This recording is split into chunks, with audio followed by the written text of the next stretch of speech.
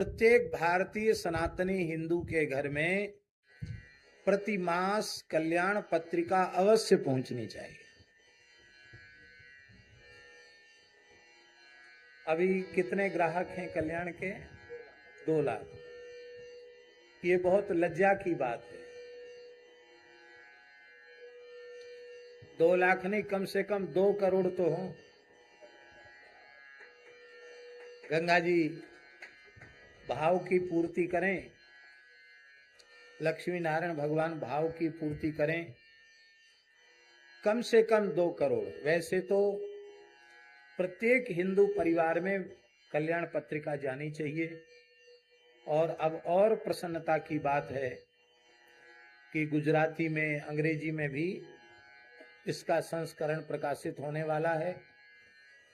कृष्ण कुमारी जी ने, जो वर्तमान में संपादक हैं गीता प्रेस के, इन्होंने मंगलमयी सूचना दी है। और सब जगह सब लोगों को कल्याण का प्रचार करना चाहिए। कल्याण का प्रचार किसी व्यक्ति का या किसी संस्था का प्रचार नहीं है, सत्संग का प्रचार प्रसार है, भगवान का प्रचार प्रसार है। यह मानकर, ये भगवत सेवा है ऐसा मान करके करना चाहिए। पत्रिकाएं मासिक, बहुत त्रैमासिक, मासिक पत्रिकाएं भारतवर्ष में अनेक जगहों से निकल रही हैं, पर जो गरिमा और जो शास्त्रीय मर्यादा गीता प्रेस से प्रकाशित कल्याण पत्रिका की है, उसकी कोटि में कोई दूसरी पत्रिका नहीं रखी जा सकती है। इसलिए मनुष्य मात्र को कल्याण की अच्छी बातें सुनने समझने के का अवसर मिले, इसके लिए कल्याण पत्रिका का ग्राहक अवश्य बनना चाहिए। आजकल क्या कहते हैं उसको, सोशल मीडिया, उसका जमाना है, तो उसका भी उपयोग करके अपने इस भावना को एक दूसरे तक पहुंचाना चाहिए। और आश्चर्य की बात है, रजिस्टर्ड डाक से आपके यहाँ कल्याण पत्रिका पहुंचने का वार्षिक न्योछावर मात्र 500 रुपया है। अभी तो सुनते हैं 25 करोड़ लोग गरीबी रेखा से ऊपर आ चुके हैं बाहर, ऐसा सुनने में आता है। अनेक बेघर लोगों को घर मिल गए हैं और देश खूब प्रगति के पथ पर अग्रसर है। अच्छे शासक होते हैं, अच्छी विचारधारा होती है तो देश विकसित होता है। ये सबके सामने ही है।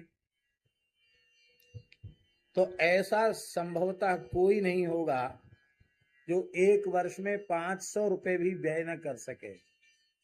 और वो 500 रुपए कोई निहोरा नहीं है, वो अपने कल्याण के लिए।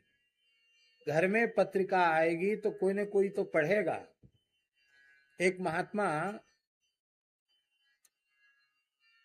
अभी हैं, ब्रज में ही हैं, पर हम उनका नाम नहीं ले रहे हैं क्योंकि वे दुखी हो जाते हैं उनका नाम लेने से, इसलिए हम उनका नाम नहीं ले रहे हैं।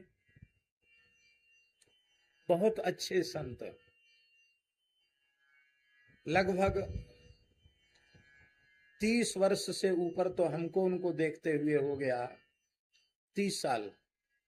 3.5 लाख नाम नित्य करते हैं, एकदम अवधूत की तरह रहते हैं, एकदम संग्रह परिग्रह से मुक्त, भजन ही उनका जीवन। और खूब अच्छे पढ़े लिखे,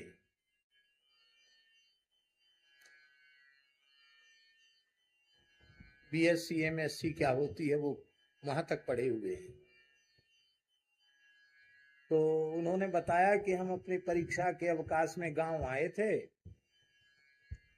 और एक पंडित जी से हमारी मित्रता थी, उनके पुत्र से, उनके घर में गए तो एक खंडित प्रति कल्याण पत्रिका की मिली। माने उसके कुछ आगे पीछे से पृष्ठ गायब थे और उसमें भाई जी का एक लेख था, भाई श्री हनुमान प्रसाद पोद्दार जी का एक लेख था, मानव जन्म की सार्थकता। इसी से मिलता जुलता कोई शीर्षक था, हो सकता है शीर्षक में भ्रम हो, लेकिन मानव जन्म की सफलता, मनुष्य शरीर की सफलता या मानव जन्म की सार्थकता, ऐसा ही कोई शीर्षक था। कहते उस एक लेख को हमने पढ़ा और उस एक लेख को पढ़ते ही हमारे जीवन की दिशा बदल गई। जिस दिन पढ़ा उसी रात्रि को गृह त्याग कर दिया कि हम जिस ओर बढ़ रहे हैं वो मानव जन्म का फल नहीं है, मानव जन्म का लक्ष्य नहीं है। और फिर सब छोड़ के वृंदावन आ गए, महापुरुषों के चरणाश्रित हुए। और आज भी न कोई कुटिया बनाई है, न 1 इंच भूमि खरीदी है, और लोग उनको पहचानते भी नहीं है।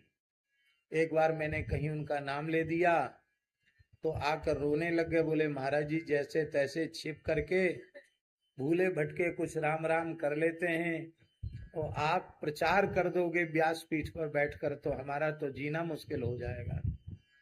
इसलिए कृपा पूर्वक हमारा नाम कभी आप न लें, बस यही हम प्रार्थना करते हैं।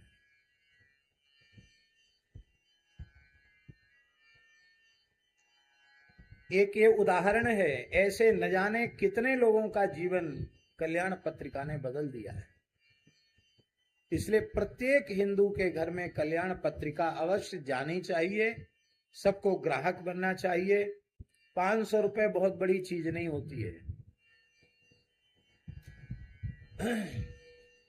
और हम कहते कोई ऐसे भी अकिंचन लोग हों जो 500 रुपए भी न जुटा सकते हों, तो ऐसे लोग भी तैयार हो जाएंगे कि जो तुम्हारा 500 रुपए वर्ष का जमा कर देंगे तुम्हारे नाम पर, लेकिन तुम किसी भी पद्धति से कल्याण पत्रिका मंगाओ, अपने घर में रहेगी, कोई न कोई पढ़ेगा, महिलाएं पढ़ेंगी, पुरुष वर्ग के पढ़ेंगे, बालक बालिकाएं पढ़ेंगी, और पता नहीं किस महापुरुष की कौन सी वाणी जीवन में कितना बड़ा परिवर्तन ले आवे, जीवन एक मूल्यवान जीवन बन जाए, आदर्श जीवन बन जाए, ये नहीं कहा जा सकता। इसलिए मेरी प्रार्थना है, विनम्र प्रार्थना है कि कल्याण पत्रिका का सभी को ग्राहक बनना चाहिए। कौन